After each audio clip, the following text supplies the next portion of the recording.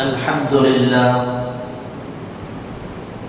لله رب العالمين، والعاقبة للمتقين، والصلاة والسلام على أشرف المرسلين وعلى آله وصحبه أجمعين، أما بعد. فقد قال الله تعالى في القرآن العظيم والفرقان المجيد: أعوذ بالله من الشيطان الرجيم، بسم الله الرحمن الرحيم، إن هذا لهو البلاء المبين، صدق الله العلي العظيم. وقال نبينا وحبيبنا وسيدنا وقرة أعيننا وثمرة فؤادنا محمد رسول الله صلى الله عليه وسلم، والرجل راع في أهله ومسؤول عن رعيته، صدق النبي صلى الله عليه وسلم. எல்லாம் புகழ்ச்சியும் ஏக இறைவனாகிய அல்லாஹ் ஒருவனுக்கே உரித்தாகும். அவன் சாந்தியும் சமாதானமும் ஈருலக வேந்தர் முஹம்மது ரசூலுல்லாஹ் ஸல்லல்லாஹு அலைஹி வஸல்லம் அவர்களின் மீதும் அவர்களின் நடிச்சுவடை அப்படியே அடிபெறலாமல் பின்பற்றிய உத்தம சத்திய சஹாபாக்கள், தாபிஈன்கள், தபஉ தாபிஈன்கள், நாதாக்கள், சுஹதாக்கள், அவுலியாக்கள், நம் பெற்றோர்கள், உஸ்தாதுமார்கள், மனைவி மக்கள், இங்கே அமர்ந்திருப்பவர்கள், இன்னும் வர இருப்பவர்கள், நம் ஊர்வாசிகள், அயல்வாசிகள், உலக முஸ்லிம்கள் அனைவர்கள் மீதும் என்றென்றும் குறைவின்றி நிறைவாக நின்று நிலவட்டுமாக. பிடித்தமான இந்த நாளில், அவனுக்கு பிடித்தமான இந்த இடத்தில் வல்லோன் அல்லாஹ் நம்மை ஒன்று கூட்டியதைப் போல நாளை ஜன்னத்துல் ஃபிர்தௌஸ் என்னும் உயர்தரமான சுவனத்தில் கண்மணி முஹம்மது ரசூலுல்லாஹ் ஸல்லல்லாஹு அலைஹி வஸல்லம் அவர்களோடு நம்மையும் நம்மை சார்ந்த அத்துணை பேர்களையும் ஒன்று கூட்டி அருள் புரிவானாக. நோய்கள் அனைத்தையும் ஷிஃபாவாக்கி தந்தருள் புரிவானாக. அன்பிற்குரிய அல்லாஹ்வின் நல்லடியார்களே, புனிதமான ஈதுல் அத்ஹாவை நிறைவு செய்து தொடர்ந்து வருகிற ஐயாமுத் தஷ்ரீக்கள் சிறப்பிற்குரிய நாட்களில் சய்யிதுல் ஐயாம் என்று சொல்லப்படுகிற நாட்களின் தலைவனான ஜும்ஆவில் வீற்றிருக்கிறோம். நாம் வழங்கிய இந்த நேரத்தில் மிகவும் இறைவனுக்கு விருப்பமான குர்பானி எனும் அந்த தருமத்தை அல்லாஹ் கபூல் செய்து அதனுடைய ஒவ்வொரு நகத்திற்கும் முடிக்கும் பகரமாக, அதனுடைய கரிகளுக்கு இறைச்சிகளுக்கு பகரமாக அல்லாஹ் நற்கூலியை நாளை மறுமையிலும் இம்மையிலும் தந்தர் புரிவானாக. அன்பிற்குரியவர்களே, இறைவன் ஒருவன், அவனை தவிர வணங்கப்படுவதற்கு தகுதியானவர்கள் யாரும் இல்லை என நம்பக்கூடிய மனிதன்தான் முஸ்லிமான மனிதன். அப்படி இறைவன் ஒருவன் என ஏற்றுக்கொண்ட முஃமினான மனிதன் கடுகடுகு கூட அல்லாஹுவிற்கு மாறு செய்வதற்கு விரும்ப மாட்டான். தன்னை அல்லாஹுக்காக வேண்டியே அர்ப்பணம் செய்வான். இறைவனுக்கு அர்ப்பணம் செய்கிற விஷயத்தில் எதையும் அவன் நிகராக எடுத்துக் கொள்வதில்லை. எதற்காக வேண்டியும் அதில் அவன் சளைத்து நிற்பதும் இல்லை.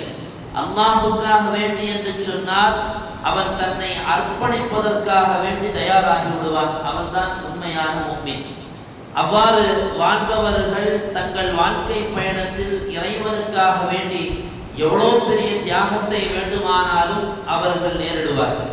குர்ஆன் அப்படிப்பட்ட முஃமினான அல்லாஹ் ஒருவன் என்று ஏற்றுக்கொண்ட இஸ்லாமிய மனிதனை பற்றி சொல்லும் போது வமினன் நாஸி மன் யஷ்ரி நஃப்ஸஹு இப்திகாஅ மர்தாத்தில்லாஹ், அல்லாஹ்வுடைய பொருத்தத்தை பெறுவதற்காக வேண்டி வாழ்பவன் தன்னை அப்படியே அர்ப்பணித்து விடுவான் அல்லாஹ்விற்கு. வல்லாஹு ரഊஃபுன் பில் இபாத், அத்தகைய அர்ப்பணிக்கிற குணமுடைய, தியாகம் செய்கிற குணமுடையவனுக்கு அல்லாஹ் ரப்பல் ஆலமீன் கிருபை செய்பவன் என்று அந்த வசனம் பேசும். அருமையானவர்களே, இந்த உலகில் இறைவனுக்காக வேண்டி அர்ப்பணம் செய்தவர்களுடைய பட்டியல் ஒரு நீண்ட பட்டியலாக இஸ்லாம் தொகுத்து வழங்கி இருக்கிறது. அது ஈடே இல்லாத ஒப்பற்ற ஒரு தியாகமாக குர்ஆன் தன்னகத்தில் பதிவு செய்திருக்கக்கூடிய தியாகம்தான் இந்த பூமியில் 5000 ஆண்டுகளுக்கு முன்னால் இப்ராஹிம் நபி அலைஹிஸ்ஸலாம் அவர்களும் அவர்களுடைய குடும்பம் ஹாஜரா அலைஹிஸ்ஸலாம் அவருடைய மகனார் இஸ்மாயில் நபி அலைஹிஸ்ஸலாம் அவர்களால் நிகழ்த்தப்பட்ட தியாகம். அந்த தியாகத்தை பற்றி குர்ஆன் அதன் பாஷையில் பேசுகிற பொழுது இன்னஹு லபலாஉ இன்ன ஹாதா லஹுவல் பலாஉல் முபீன், இவர்கள் செய்த இந்த தியாகம் இருக்கிறதே அது மாபெரும் சோதனை என்று குர்ஆன் அதை பற்றி வர்ணித்து பேசுகிறது. குர்ஆன் ஒரு சோதனையை ஒரு தியாகத்தை வர்ணித்து அதற்கான சர்டிபிகேட்டை கொடுக்குகிற பொழுது அதற்கு நிகராக இந்த உலகத்தில் எதையுமே சொல்ல முடியாது.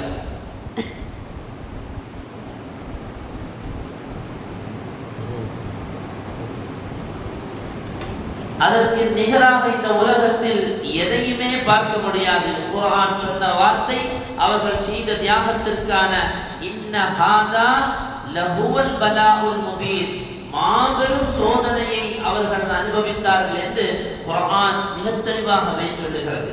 இப்ராஹிம் நபி அலைஹிஸ்ஸலாம் அவர்களுடைய தியாகம் என்பது அவர்களுடைய சிறு வயது முதலே துவக்கம் பெற்றுவிட்டது. அவர்களுடைய சிறு வயது முதலே துவக்கம் பெற்ற அவர்களுக்கான தியாகம் அவர்களுடைய மகனார் இஸ்மாயில் நபி அலைஹிஸ்ஸலாம் அவர்களுடைய சிறு வயது வரையிலையும் நீண்டு நின்றது. வரலாறு நெடுக பார்த்தால் இப்ராஹிம் நபி அலைஹிஸ்ஸலாம் அவர்களுடைய தியாகத்திற்கு ஒப்பாக நாம் யாரையும் சொல்லிவிட முடியாது. இந்த உலகத்தில் ஒட்டுமொத்த நபிமார்களுடைய தியாகத்தையும் சோதனைகளும் வழங்கப்பட்டவர்கள் முஹம்மது ரசூலுல்லாஹ் ஸல்லல்லாஹு அலைஹி வஸல்லம். ஆனால் இப்ராஹிம் நபி அலைஹிஸ்ஸலாம் அவர்கள் அவர்களுடைய மகனாரை அல்லாஹ் கொடுத்து விட்டு திரும்ப கேட்ட நபி அவர்கள். எனவே தான் இன்றைக்கும் அவர்களுடைய வரலாறை இந்த சமூகம் நினைவுபடுத்திக் கொண்டே இருக்கிறது. இந்த இப்ராஹிம் நபி என்று சொல்லப்படுகிற குடும்ப தலைவரின் வழியாக இன்றைக்கு இருக்கக்கூடிய குடும்ப தலைவர்களான நாம் பெற வேண்டிய சில பாடங்கள் நமக்கு உண்டு. யாரெல்லாம் குடும்ப தலைவர்களாக இருக்கிறார்களோ அவர்களெல்லாம் இப்ராஹிம் நபியின் வழியாக பெற வேண்டிய பாடங்கள் நிறைய இருந்தாலும் அதில் ஒரு முக்கியமான செய்தி, இப்ராஹிம் நபி அலைஹிஸ்ஸலாம் அவர்கள் யாரும் இல்லாத வனாந்தர பூமியில் தன்னுடைய மனைவியையும் பச்சிளம் குழந்தையும் தண்ணீர் கூட இல்லாத அந்த பகுதியில் கொண்டு விட்டு செல்கிறார்கள். யார் சொன்னதற்காக?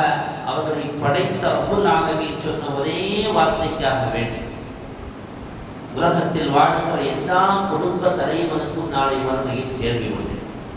அவன் சார்ந்த செய்திகள், அவன் யாரெல்லாம் அவன் கீழே வாழ்கிறார்களோ அத்துணை பேர்களை பற்றியும் அவனிடத்தில் கேள்வி கேட்கப்படும். பெருமானார் அவர்கள் சொல்லுவார்கள், ஒரு குடும்ப தலைவர் அவனுடைய குடும்பத்தை பற்றி நாளை மறுமையில் விசாரிக்கப்படுவான். அவனுடைய பொறுப்பை பற்றி விசாரிக்கப்படுவான்.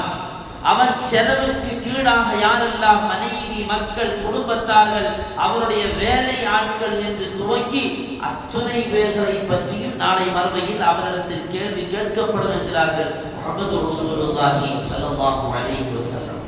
சும்மா ஊர்ல பதில் சொல்லிட்டு போற மாதிரி அல்லது யாருக்காவது ஏதாவது ஒரு கேள்விக்கு சர்வசாதாரணமாக பதில் சொல்லிவிட்டு கடந்து போவதை போல ரப்புக்கு முன்னால் கடந்து செல்ல முடியாது. ஒரு குடும்ப தலைவனுக்கு குர்ஆன் சொல்லுகிற முதல் கட்டளை என்ன தெரியுமா? வக்முர் அஹ்லக பிஸ்ஸலா, வக்முர் அஹ்லக பிஸ்ஸலா. நபியே, உங்களுடைய குடும்பத்தார்களை தொழுகையை கொண்டு நீங்கள் ஏவுங்கள். முதல் கடமை, ஒரு குடும்பம் மனைவி மக்கள் இருந்தால் அவர்களை பார்த்த அந்த குடும்ப தலைவன் முதலில் சொல்ல வேண்டிய செய்தி வக்முர் அஹ்லக பிஸ்ஸலா, தொழுங்கள் என்று சொல்ல வேண்டும். எத்தனை பேர்கள் தன்னுடைய மனைவியை தொழுவதற்காக வேண்டி நாம் சொல்லுகிறோம். நாம் சுபுக்கு வரும்போது அவள் கிடந்து உறங்கினால் அவளை எழுப்பிவிட்டு எத்தனை கணவன்மார்கள் பள்ளிவாசலுக்கு வருகிறோம். அல்லது திரும்ப செல்லும் போதும் தூங்கிக் கொண்டிருந்தால் அவளை உசுப்பி விடுகிற எத்தனை குடும்ப தலைவர்களாக நாம் இருக்கிறோம் என்பதை எல்லாம் கவனத்தில் கொள்ள வேண்டும். அப்ப முதலில் செய்ய வேண்டிய செய்தி தொழுகையை அவர்களுக்கு நாம் ஏவ வேண்டும். செய்தனா உமர் ரலியல்லாஹு அன்ஹு அவர்களை போன்ற பெரும் பெரும் அஜானுபாகுவான ஆளுமை படைத்த தலைவர்களை பற்றி வரலாற்றில் எழுதுவார்கள். உமர் ரலியல்லாஹு அன்ஹு அவர்கள் இரவு முழுக்க நின்று வணங்கிவிட்டு சுபுஹுக்கான நேரம் வருகிற பொழுது தன்னுடைய குடும்பத்தை உசுப்பி விடுவார்கள், குடும்பத்தை எழுப்பி விடுவார்கள். குடும்பத்தில் யாராவது எழுப்புவதற்கு அந்த தூக்க அசதியில் அப்படியே மறுத்தால் செய்தா உமர் ரலியல்லாஹு அன்ஹு அவர்கள் கொஞ்சம் தண்ணீரை எடுத்து வந்து முகத்தில் தெளிப்பார்கள். தெளித்து விட்டு சொல்லுவார்களாம், இங்கே சுகமாக படுக்கலாம், ஆனால் மண்ணறையில் வேதனையோடு படுக்க வேண்டும் என்பார்கள். அருமையானவர்களே, தன்னுடைய குடும்பத்தை தொழுவதற்காக வேண்டி கட்டளை பிறப்பிக்க வேண்டும். இரண்டாவது செய்தி, குடும்பத்தினுடைய நலனுக்காக வேண்டி அனுதினமும் சம்பாதிக்கிறலாம், அந்த குடும்ப மெம்பர்களுக்கு ஹலாலான உணவை ஊட்டுவதற்காக வேண்டி நாம் தயாராக வேண்டும். எதையோ சம்பாதிக்கிறோம், என்னவோ சம்பாதிக்கிறோம், கிடைப்பது பணமாக இருந்தால் மாத்திரம் போதும், அது வருகிற வழி எதுவாக இருந்தாலும் பரவாயில்லை என்கிற சிந்தனையோடு சம்பாதித்தால் இந்த துன்யாவும் நாளை ஆகரமும் நாம் மாத்திரமல்ல, நாம் யாருக்கெல்லாம் அந்த பொருளை கொண்டு செலவு செய்கிறோமோ அவர்களுடைய வாழ்க்கையை நாம் வீணடித்து விடுவோம். உமர் பின் அப்துல் அசீஸ் ரலியல்லாஹு அன்ஹு என்று பேசப்படுகிறார். வரலாற்றில் 5ஆம் கலீஃபா என்று சொல்லப்படுகிற உமர் பின் அப்துல் அசீஸ் ரலியல்லாஹு அன்ஹு அவர்கள் எங்கிருந்தோ கொண்டு வரப்பட்ட கஜானாவிற்கு கொண்டு வரப்பட்ட ஆப்பிள் பழங்களை பங்கு வைத்துக் கொண்டிருக்கிறார். அப்படி ஆப்பிள் பழங்களை பங்கு வைத்துக் கொண்டிருக்கிற உமர் பின் அப்துல் அசீஸ் ரலியல்லாஹு அன்ஹு என்கிற அந்த மன்னர் கலீஃபா ஜனாதிபதி அதிலிருந்து ஒரு ஆப்பிளை தன்னுடைய சிறிய மகன் எடுத்து உண்ணுவதற்காக தயாராகுவதை பார்க்கிறார். ஓடி வந்து தன்னுடைய மகனுடைய கையில் இருந்த அந்த ஆப்பிள் பழத்தை செய்தனா உமர் பின் அப்துல் அசீஸ் ரலியல்லாஹு அன்ஹு அவர்கள் புடுங்கி வாங்குவார். சின்ன புள்ள அவ்வளவு சீக்கிரமா கொடுக்காது, அதை புடுங்கி வாங்கின உடனே புள்ள ஆட ஆரம்பிச்சு. உமர் பின் அப்துல் அசீஸ் ரலியல்லாஹு அன்ஹு அவர்கள் சொன்ன வார்த்தை என்ன தெரியுமா? நன்மையான சகோதரர்களை சிந்திக்க வேண்டும். நாளை மறுமையில் என் ரப்புக்கு முன்னால் என் மகன் திருடனாக குற்றம் சாட்டப்பட்டு நிறுத்தப்படுவதை விட அவன் இங்கே அழுவதை மேல் என்று சொன்னார்கள் உமர் பின் அப்துல் அசீஸ் அவர்கள். எவ்வளவு பெரிய வார்த்தை, எவ்வளவு ஈமான் உச்சம் அவர்களுக்கு இருந்தார். ஹராமான ஒரு உணவு தன்னுடைய குடும்பத்திற்கு போய்விடக் கூடாது என்பதில் ஆழ கவனம் இருந்திருந்தால் அவர் சொன்ன வார்த்தை மிகவும் தனிப்பமான வார்த்தை, சிந்திக்க வேண்டிய வார்த்தை. நாளை மறுமையில் ரப்பினுடைய கோடதியில் என் மகன் குற்றவாளியாக, வெறும் குற்றவாளி அல்ல, திருடன் என்கிற பட்டம் சுமத்தப்பட்டு குற்றவாளியாக நிறுத்தப்படுவதை விட அவன் இங்கே அழுவதே சிறந்தது என்று அந்த படத்தை திரும்ப வாங்கினார்கள் என்றால், அருமையானவர்களே, ஒரு குடும்ப தலைவனுக்கு இருக்க வேண்டியதான நாகரீகமான வழிகாட்டுதல் இது கண்டிப்பாக இருக்க வேண்டும். செய்தனா இப்ராஹிம் நபி அலைஹிஸ்ஸலாம் அவர்களுடைய வழியாக நாம் பெற வேண்டிய பாடம் இது கூட. இப்ராஹிம் நபி அந்த இடத்திற்கு போன போது அங்கே குளிப்பதற்கு தண்ணீர் இல்லை, அருந்துவதற்கு கனிவர்க்கங்கள் இல்லை, உணவு பதார்த்தங்கள் எதுவும் இல்லை. தன்னுடைய மனைவியையும் மகனையும் கொண்டு விட்டு சென்றதற்கு பின்னால் இப்ராஹிம் நபி கேட்ட துஆ, யா அல்லாஹ், நீ கொண்டு விடச் சொன்னாய், நான் விட்டு விட்டேன், இவர்களுக்கான உணவு பொறுப்பை நீயே ஏற்றுக்கொள் என்று துஆ செய்து பிரிந்தார்களே தவிர இங்கிருந்தாவது ஏதாவது கிடைத்தால் போதும் என்று கொண்டு வந்து அவர்களுக்கு கொடுத்து ஹராமை அவர்களுக்கு மூட செய்யவில்லை. அப்ப ஹலாலான உணவுகளை நம்முடைய பிள்ளைகளுக்கும் மனைவிக்கும் கொடுக்கிற நல்ல குடும்ப தலைவனாக நாம் இருக்க வேண்டும்.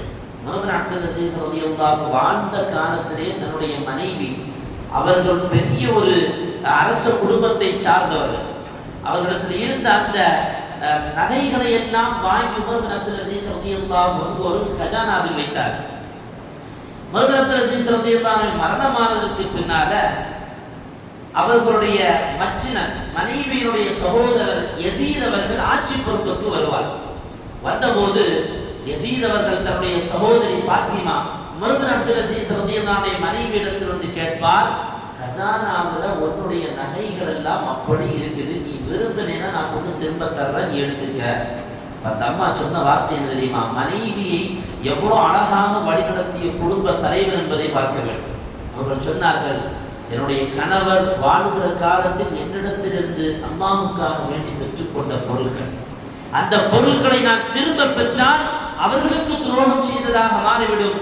அல்லாஹ்விடத்தில் நான் பதில் சொல்ல வேண்டும், எனக்கு அந்த நகைகள் எதுவுமே தேவையில்லை என்று மறுத்து விட்டார்கள் பாத்திமா ரலியல்லாஹு அன்ஹா. எவ்வளவு தூரத்தில் அவங்கள்ட்ட உள்ளச்சம் இருந்திருந்தால், இறையச்சம் இருந்திருந்தால் இந்த வார்த்தைகளை அவர்கள் மொழிந்திருப்பார். பொதுவா பெண்கள்கிட்ட எதை வேணாலும் சமாளிச்சிடலாம். அண்ணன் சிரிக்கிறார். எதை சமாளிக்க முடியாது? நகையை சொல்லி சமாளிக்கவே முடியாது. அதை ஆண்கள் வாங்க போடுற பாடு, அதை அப்படியே வாங்கிட்டாலும் அவங்க திரும்ப நம்மள்கிட்ட பெறுவதற்காக வேண்டி படுற போராட்டம், இது எல்லா ஆண்களுக்குமே தெரியும். இப்ப அந்த நகை, அதுவும் தனக்கான நகை, அதை திரும்ப பெறுகிற ஒரு வாய்ப்பு கிடைக்கிற போது கூட அல்லாஹுக்காக வேண்டி அதை நான் கொடுத்து விட்டேன், இனி எனக்கு தேவையில்லை என்று ஒரு பெண்மணி இவ்வளவு நகைகள் கைக்கு வந்ததை கூட வேண்டாம் என்று மறுத்தார்கள் என்றால், ஒரு குடும்ப தலைவராக சையதுனா உமர் இப்னு அப்துல் அஸீஸ் ரலியல்லாஹு அன்ஹு அவர்கள் இந்த சமூகத்தில் அவர்களுக்கு விட்டு சென்ற வழிகாட்டுகள். இந்த பாடம் தான் இப்ராஹிம் நபியிடத்திலிருந்து ஒவ்வொரு குடும்ப தலைவரும் பெற வேண்டிய செய்தி. இரண்டாவதாக, குடும்ப தலைவியாக வாழ்ந்த சையதத்துனா ஹாஜரா அலைஹிஸ்ஸலாம் அவர்களிடத்திலிருந்து ஒவ்வொரு குடும்ப பெண்மணிகளும் பெற வேண்டிய பாடங்கள் நிறைய உண்டு. பச்சிலம் குழந்தை பல ஆண்டுகளுக்கு பின்னால் தள்ளாடுகிற வயதில் ரப்பு கொடுத்த கிஃப்ட் அல்லவா. கையில் கிடக்கிற அந்த குழந்தை கருப்பாக இருந்தாலும் வெளுப்பாக இருந்தாலும் தனக்கு பிறந்திருக்கிற குழந்தை தங்க மகன் என்று பாராட்டுகிற அந்த தாய் அல்லாஹுவுக்காக வேண்டி அறுப்பு கொடுக்க வேண்டும் என்ற போது துணிந்து கொடுத்தார்களா இல்லையா? அவருடைய அர்ப்பணிப்பு எம்மாத்திரம். சையதத்துனா ஹாஜரா அலைஹிஸ்ஸலாம் அவர்களுடைய பச்சிளம் குழந்தையோடு கொண்டு போய் ஒரு வனாந்தர பூமியில் ஆழ்துணை பேச்சுக்கு கூட ஆள் இல்லாத ஒரு இடத்தில் கொண்டு விட்டு செல்கிற போது தன் கணவரை பார்த்து கேட்ட கேள்வி, இது ரப்பினுடைய கட்டளையா? ஆம் என்ற பதில் இப்ராஹிம் நபியிடத்தில் வந்த போது அவர் சொன்ன வார்த்தை, எங்கள் ரப்பு என்னை பார்த்துக் கொள்வார், நீங்கள் புறப்படலாம் என்றார்கள். அந்த அச்சமும் அந்த தவக்குலும் அல்லாஹ்வின் மீது அவர்கள் வைத்திருந்த அந்த நம்பிக்கையும் இன்றைக்கு இருக்கக்கூடிய குடும்ப தலைவிகளான நம்முடைய வீட்டு பெண்களுக்கு வேண்டும். கணவன் கொஞ்சம் கொண்டு வந்தாலும் அல்லாஹ் இதில் பரக்கத்தை செய்வான் என்கிற சிந்தனை பெற்றவர்களாக பெண்கள் திகழ வேண்டும்.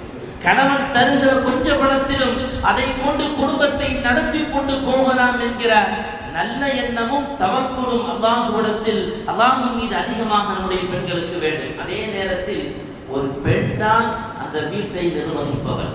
ஒரு பெண் தான் அந்த வீட்டில் இருக்கக்கூடிய பிள்ளைகளை பராமரித்து நல்ல நிலைக்கு கொண்டு வருபவர். கணவன் என்னாலும் வெளியே போனாதான் உள்ள சோர் கிடைக்கும். இவன் வெளியே போகணும், இவன் உள்ள இருந்து தன்னுடைய பிள்ளைகளையும் குடும்பத்தையும் நல்ல வகையில் அவள் வளர்த்தி ஆளாக்க வேண்டும். வரலாற்றில் ஒரு செய்தி உண்டு. மதீனாத்து மண்ணில் நடந்த ஒரு நிகழ்வு. சையதுனா மாலிக் ரஹிமஹுல்லாஹ் அவர்கள் மதீனாவில் இமாமாக இருக்கிற காலத்தில் ஃபரூஹ் அப்படின்னு ஒரு மனிதர், இந்த ஃபரூஹ் குராசான் நாட்டிற்கு யுத்தத்திற்காக வேண்டி புறப்பட்டு செல்லுகிறார். ராணுவத்தில் பணி செய்யக்கூடிய இந்த ஃபரூஹ் என்பவர் தன்னுடைய மனைவியை விட்டுவிட்டு அந்த இடத்து குராசானுக்காக வேண்டி புறப்பட்டு செல்லும் போது ஒரு 30,000 தீனார்களை தன்னுடைய மனைவிக்கு செலவுக்கு கொடுத்து விட்டு புறப்படுவார். இவர் போகும்போது அந்த பெண்மணி கர்ப்பமாக இருக்கிறார். போனவர் 28 வருஷம் கழிச்சுதான் வர்றார். ராணுவத்திற்கு போன ஃபரூக் 28 ஆண்டு காலங்கள் கழித்து வரும்போது குதிரையில் ஏறி அமர்ந்து கையில் ஆயுதத்தோடு ஈட்டியோடு மதீனாவிற்கு திரும்ப வந்து தன்னுடைய வீட்டு வாசலை முட்டுகிற பொழுது வீட்டினுடைய கதவை திறந்து ஒருவர் வருகிறார். அவருடைய பேரு ரபியா.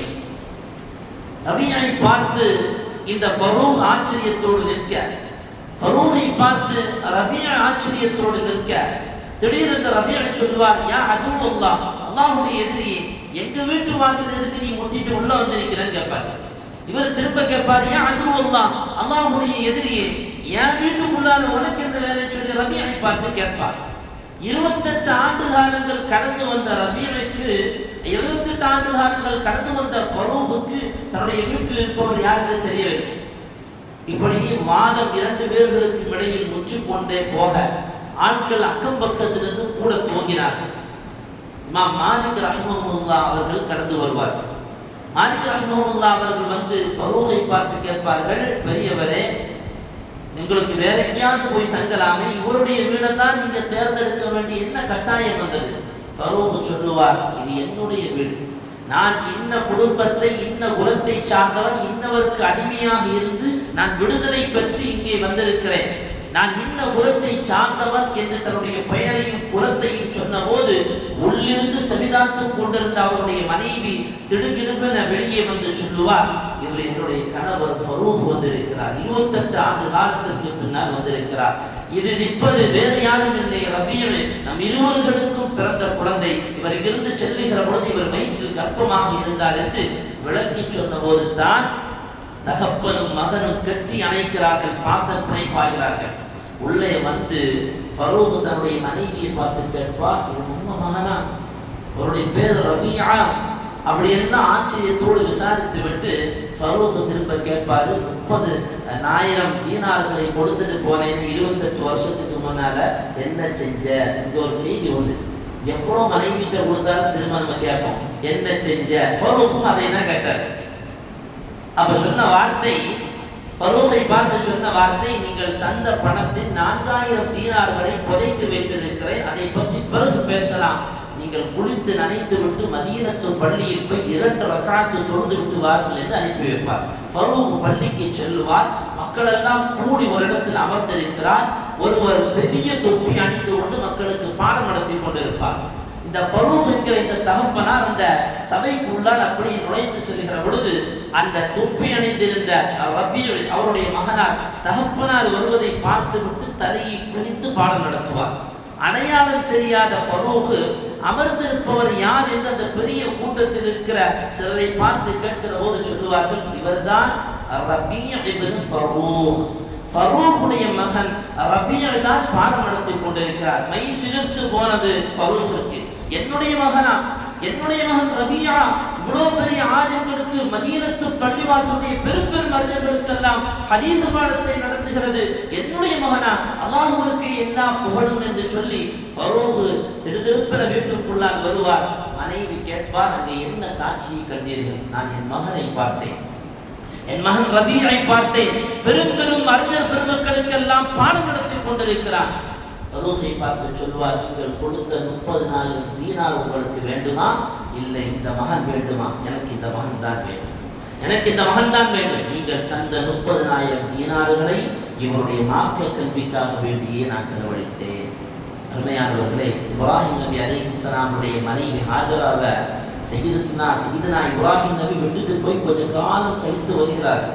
ஆனால் மகன் தன்னுடைய தகப்பனால் ஒரு கனவு கண்டிருக்கிறார் என்று வந்து சொன்ன போது மறுக்காமல் உடனே கட்டளைக்கு பணிந்தார்கள் அல்லவா? இதில் கூடுதல் அர்ப்பணிப்பு யார் தெரியுமா? ஹாஜரா அலைஹிஸ்ஸலாம். அந்த மகனை அப்படி வளர்த்தெடுத்தார்கள், அப்படி வளர்த்தெடுத்தார்கள். அப்படி வளர்த்ததினால் தான் அந்த பிள்ளையிடத்தில் ஆண்டுகள் கழித்ததற்கு பின்னால் கூட இப்ராஹிம் நபி வந்து உன்னை அறுப்பதற்கு அல்லாஹ் சொன்னான் என்ற போது அப்படியே தன்னுடைய தகப்பனுக்கு செய்து போனார்கள். இந்த தியாகம், இந்த அர்ப்பணிப்பு, இந்த தவக்குல் நம்முடைய வீட்டு பெண்களுக்கு வர வேண்டும். இதுதான் ஹாஜரா அலைஹிஸ்ஸலாம் அவர்களிடத்திலிருந்து நாம் பெற வேண்டிய செய்தி, நம்முடைய வீட்டு பெண்மணிகள் பெற வேண்டிய பாடங்கள். மூன்றாவது, இஸ்மாயில் நபி என்று சொல்லப்படுகிற மகனாரிடத்திலிருந்து இன்றைக்கு இருக்கக்கூடிய வாலிப சமூகம் பெற வேண்டிய பாடங்கள்.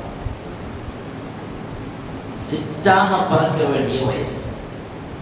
ஒருவேளை இங்கே இருக்கக்கூடிய வாலிபர்களுடைய வயது ஒத்தவராகவும் இஸ்மாயில் நபி இருந்திருக்கிறார், அல்லது வயதை விடவும் குறைந்தவர்களாகவும் இஸ்மாயில் நபி இருக்கிறார். அன்றைக்கு அவர்கள் அறுக்கப்படுகிற நிலை. அந்த நேரத்தில் நல்ல சுற்றி திரிந்து விளையாடி சந்தோஷமாக தன்னுடைய நேரத்தை கழிக்க வேண்டிய இஸ்மாயில் நபி அலைஹிஸ்ஸலாம் அவர்களை உன்னை அறுப்பதற்காக ரப்பு எனக்கு கட்டளை பிறப்பித்திருக்கிறான் என்று சொன்ன போது, அருமை தந்தையே, நீங்கள் எப்படி பார்த்தீர்களோ அப்படியே என்னை நீங்கள் செய்து கொள்ளுங்கள் என்று முன் வந்தார்கள் என்றால், அருமையானவர்களை, அந்த தியாகத்தை நினைவுகூர் தான் இன்னைக்கு ஈதுல் அத்ஹா. இன்னைக்கு என்ன ஈதுல் அத்ஹா ஆகி போச்சு. ஈதுல் அத்ஹான்னு சொன்னா சம்பந்தமே இல்லாம தெருவோரங்களிலும் அல்லது வீடுகளில் அக்கம் பக்கத்தினுடைய வீடுகளுக்கெல்லாம் கொள்ளைகள் கொடுக்கும் முகமாக இங்கிருந்தாவது பணத்தை பிரிச்சு கொடுத்து ரேடியாவை அடிக்கணும். அடிக்கி அவன் பாட்டும் கூட்டும் கும்மாளம். இந்த தடவை ஈதுல் அத்ஹால திருவிழாவோடு ரொம்ப மோசம், ரொம்ப ரொம்ப மோசம். எதுக்கு பாட்டு வச்சிருக்கிறானே தெரியல, அவனுக்கும் தெரியல, வச்சவனுக்கும் தெரியல, அந்த போது கடந்து போறவனுக்கும் தெரியல, எதுக்குதான் வச்சிருக்கிறான், யாரு கொண்டாடுறான். அதுவும் நேற்று ஒரு பகுதி திருவிழாங்கோட்ல சின்ன பள்ளிவாசலுக்கு அந்த பக்கத்துல கீழே ஒரு இடத்துல பார்த்தா சினிமா பாட்டு, யார் யார் எதுக்காக வேண்டி இந்த கொண்டாட்டம்? இஸ்மாயில் நபி அலைஹிஸ்ஸலாம் அவர்கள் தன்னை அறுப்பதற்காக வேண்டி துணிந்த நாள் அல்லவே இது.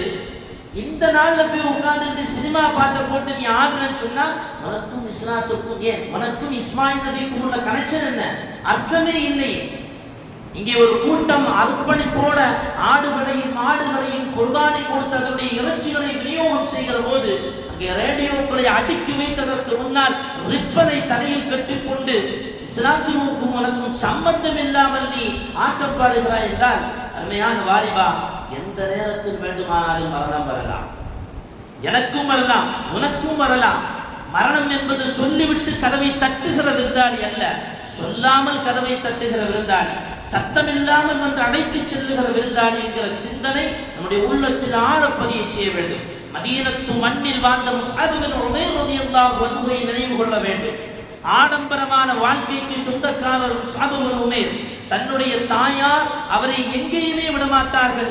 ஏழை எளிய பிள்ளைகளோடு என் வீட்டு மகன் முஸ்அப் சேரக்கூடாது, அவன் உயர்ந்த குலத்தை சார்ந்தவன் என்று ஆடையிலும் அலங்காரத்திலும் நறுமணத்திலும் உயர்ந்த தரத்தோடு வாழ வைத்திருந்த முஸ்அப் இப்னு உமைர் 17 வயது நுழைந்த சஹாபி மதீனத்து மண்ணில் வருகிறார்கள். என் பெருமானார் அவர்கள் அனுப்பி வைத்த முஸ்அப் இப்னு உமைர் மதீனாவில் முதலில் இஸ்லாத்தை வேரூன்றியவர்கள். மதீனாவுடைய தெருவோரங்களில் இருந்து குர்ஆனை ஓதினார்கள். லில்லாஹி, அல்லாஹ்வுக்காக வேண்டி. அவுஸ் ஹஸரஜ் போன்ற பிரிந்து கிடந்த குலங்கள் எல்லாம் முஸ்அப் இப்னு உமைர் என்று சொல்லப்படுகிற 17 வயது நுழைந்த அந்த சஹாபியினுடைய ஒற்றை வார்த்தை பல ஆண்டுகளாக பிரிந்து பிணக்கத்தோடு இருந்தவருடைய உள்ளத்தை எல்லாம் தட்டி துறந்து இணக்கத்தோடு ஆகிறது என்று சொன்னார். அப்படி மாற வேண்டுமே தவிர அல்லாமல் ரிப்பன் கட்டி கையை தூக்கி வச்சு ஆடுறதுக்கு அல்ல உனக்கு இந்த ஈதுல் அத்ஹா. முஸ்அப் இப்னு உமைர் ரலியல்லாஹு அன்ஹு அவருடைய நிலைமை கடைசி எப்படி மாறியது தெரியுமா? ஆடம்பர மிடுக்கோடு வாழ்ந்த உயர்ந்த குடும்பத்தை சார்ந்த முஸ்அப் இப்னு உமைர் ரலியல்லாஹு அன்ஹு அவர்கள் உஹது போர்க்களத்தில் ஷஹீதாக்கப்படுகிறார்கள். சஹாபிகள் சுற்றி நின்று அழுகிறார்கள். பெருமானார் அவர்கள் பார்ப்பார்கள். முஸ்அபை கஃனிடுவதற்காக வேண்டி உடுத்திருந்த ஆடையை எடுத்து தலையை மறைப்பார்கள். முஸ்அப் ரலியல்லாஹுடைய கால் தெரிந்தது. முஸ்அப் ரலியல்லாஹுடைய காலை மறைப்பார்கள். தலை தெரிகிறது. எந்த மகன் எந்த ஏழையோடும் சேர விடாமல் மிடுக்கான ஆடைகளை அணிந்து நறுமணத்தோடு கஸ்தூரி வாசத்தோடு மதீனத்தினுடைய சாலைகளில் கடந்து வந்த முஸ்அப் இப்ப உஹுதினுடைய ரணகளத்தில் படுத்து கிடக்கிறார். கஃனிடுவதற்கு ஆடை பற்றவில்லை. பெருமானார் அவர்கள் சொன்னார்கள், முஸ்அபுடைய முகத்தை ஆடையை வைத்து மறைத்துவிட்டு காலை புற்களை கொண்டு மறைத்தவரை அடக்கம் செய்யுங்கள் என்றார்கள். முஹம்மது ரசூலுல்லாஹி ஸல்லல்லாஹு அலைஹி வஸல்லம். அந்த பரம்பரையும் அல்லவா, அந்த பாரம்பரியம் அல்லவா நாம், அந்த பாட்டையும் வந்தவர்கள் அல்லவா நாம். இது போன்ற ஈதுல் அத்ஹாவிலும் ஈதுல் ஃபித்ரும் ரேடியோக்களை அடுக்கி வைத்து ரிப்பனையும் கட்டி சம்பந்தமே இல்லாம உட்கார்ந்து ஆடிக்கிட்டு இருந்தா என்னப்பா நமக்கும் இஸ்லாத்திற்குமான தொடர்பு? கொஞ்சமாவது அல்லாஹ்வை பற்றி அச்சம் கேட்டா? இவ்வளவு ஆடம்பரம் இருந்த முஸ்அப் இப்னு உமைர் ரலியல்லாஹு அன்ஹு அல்லாஹ்வுக்காக வேண்டி தன்னை மாற்றிக் கொண்டார். ஆனா இன்னைக்கு வாப்பா காலையில போய் கஷ்டப்பட்டு வர்றார். உம்மாட்ட போய் சண்டை போட்டு பெட்ரோலுக்கு பைசா வாங்க, உம்மாட்ட போய் சண்டை போட்டு பெட்ரோல் பைசா வாங்கிட்டு வந்து இது போன்ற கேலி கூத்துகளில் தன்னுடைய பணத்தை நீ செலவழித்தால் அல்லாஹ் பாதுகாக்க வேண்டும். இஸ்மாயில் நபியுடைய அந்த முன்மாதிரி நமக்கு வர வேண்டும். அல்லாஹ்வுக்காக வேண்டி வாழ வேண்டும். நமக்கு தேவையான சாலிகள் இருக்க வேண்டியதுதான். நமக்கு தேவையான எல்லா நேரம் போக்குக்காக வேண்டி நாம் நண்பர்களோடு பயணிக்க வேண்டியதுதான். அதே நேரத்தில் ஹராமுகளை விட்டு நம்மை பாதுகாத்துக் கொள்ள வேண்டும். ஹராமு செய்வதற்கு மார்க்கத்தில் அனுமதி இல்லை. நண்பர்களோடு சேரலாம், பழகலாம், பேசலாம். நல்ல நண்பரோடு சேர வேண்டும், பழக வேண்டும். தீய நண்பரோடு சேர்ந்து நம்முடைய ஆசுரத்தையும் நம்முடைய இம்மையையும் கேள்விக்குறியாக்கிவிட வேண்டாம். நமக்கு 15 கடந்து 20 வர வேண்டியது இருக்கிறது. 20 கடந்து 25 உண்டு, 25 கடந்து 30 உண்டு. இந்த காலங்களிலெல்லாம் நம்முடைய வாழ்க்கை சீராக வேண்டுமானால் இந்த 15 இருக்கிற இந்த காலத்திலேயே நம்மை நாம் சீர்படுத்திக் கொள்ள வேண்டும். அருமையானவர்களே, இஸ்மாயில் நபி, இப்ராஹிம் நபி, அவருடைய அருமை மகனார் தாயார் ஹஜரா அலைஹிஸ்ஸலாம் அவர்கள் வழியாக இந்த குடும்பத்தின் வழியாக பாடங்களை பெற்று நம்முடைய வாழ்க்கையை சீராக்கி நாளை மறுமையில் அல்லாஹ்வுடைய பொருத்தத்தை பெறுகிற நன்மக்களின் கூட்டத்தில் அல்லாஹ் நம்மை ஆக்கியல் புரிவானாக. வஆஃபிரு தஅவானா அல்ஹம்துலில்லாஹி ரப்பில் ஆலமீன். அஸ்ஸலாமு அலைக்கும் வரஹ்மத்துல்லாஹி வபரகாத்துஹு.